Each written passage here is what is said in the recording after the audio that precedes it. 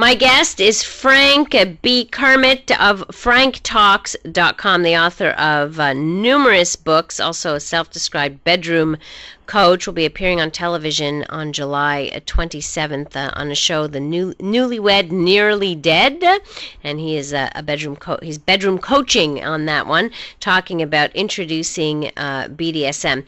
Is it wise, Frank, if you're curious about this or are thinking about introducing this, to go to a club? Probably not initially. Okay. However, if you're an adventurous couple and you're going there with the understanding that you're going to go there as voyeurs and not necessarily participate, it can be a safe thing to do. The first time that I went to a BDSM club, it was a fetish club in Montreal, actually. It was Valentine's Day. I ended up alone, and I figured, okay, well, I'm just going to go ahead and go there. I called them up. I said, what's the dress code? They said, wear black if you don't have any... latex? Exactly. And if you have toys to bring, you can bring a couple of toys, but, like a flogger or a paddle of some sort. But at the very least, you must wear all black. So I went down there, paid my money, and I figured, okay, I'm just putting myself out there, let's see what happens. And nothing really happened. And I was approached by a couple of people just to get into conversation.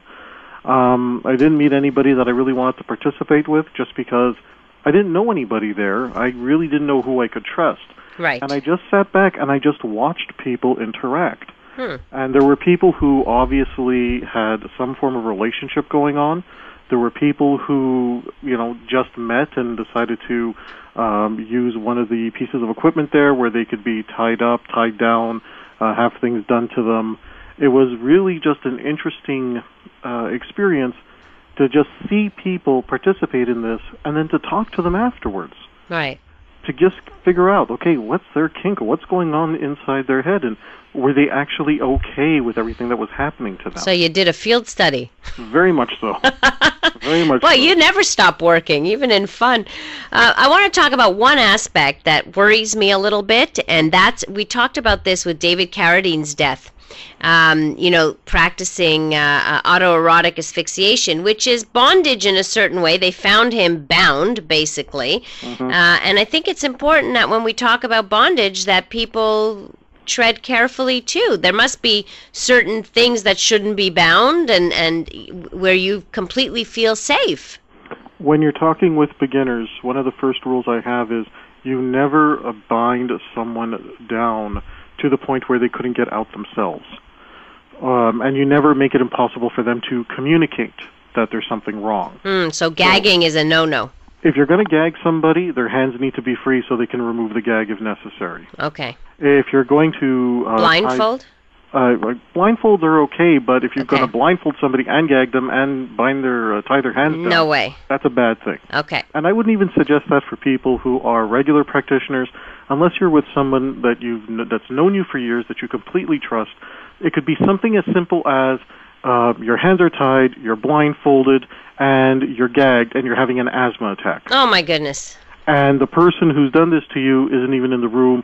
This happened with somebody I know. I interviewed him for one of my podcasts, and it was just a horrible experience for him. Wow. He could have died. Yes, that's right.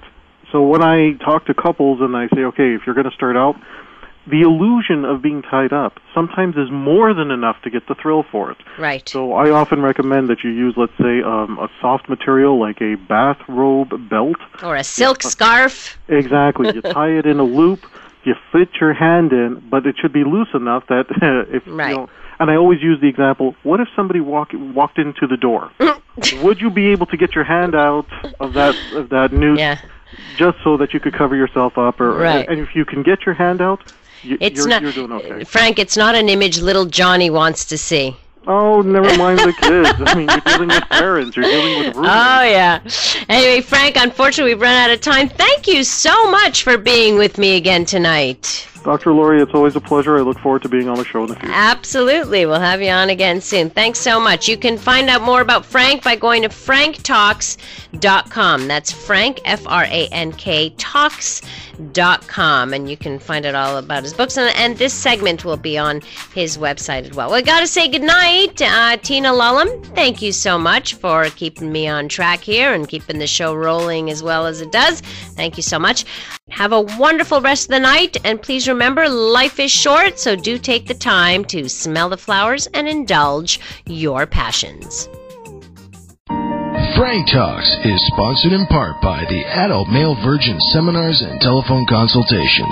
If you are an adult and want to get a handle on this once and for all, you need this seminar. Being an adult male virgin can be most stigmatizing in today's society.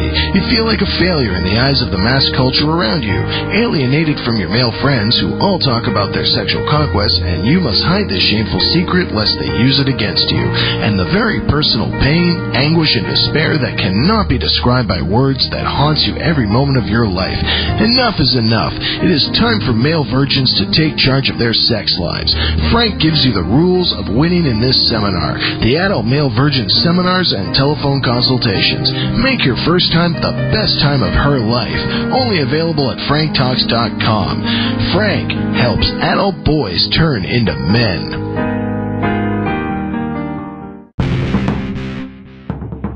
Frank Talks is sponsored in part by the book, I'm a Man, That's My Job, The Philosophy of a Seducer.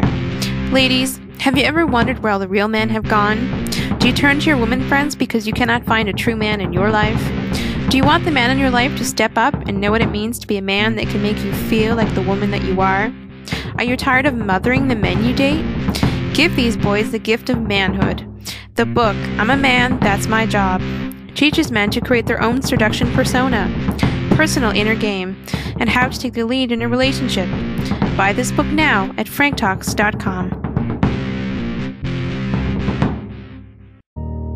Frank Talks is sponsored in part by the program Dating Younger Women, a guide for older men to the emotional needs of loving younger women. Frank brings good news to the older seducer. To women, they possess higher value.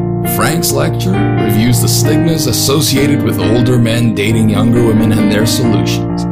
Key emotional needs for both women and men in the age difference. Methods of approaching younger women. And several answers to questions posed by older members of the audience. He also very much covered marriage between an older man and a younger woman. When dealing with a little girl inside, a man must be able to distinguish those women who wish to compensate losses in a father figure from those who are seeking and capable of an authentic relationship. Frank adds advice on where you can meet younger women, as well as dealing with the competition. Life gets better. All in all, a confidence-refreshing lecture for men concerned about their erotic viability over the hill. Dating Younger Women, a guide for older men to the emotional needs of loving younger women. Buy this program now at franktalks.com.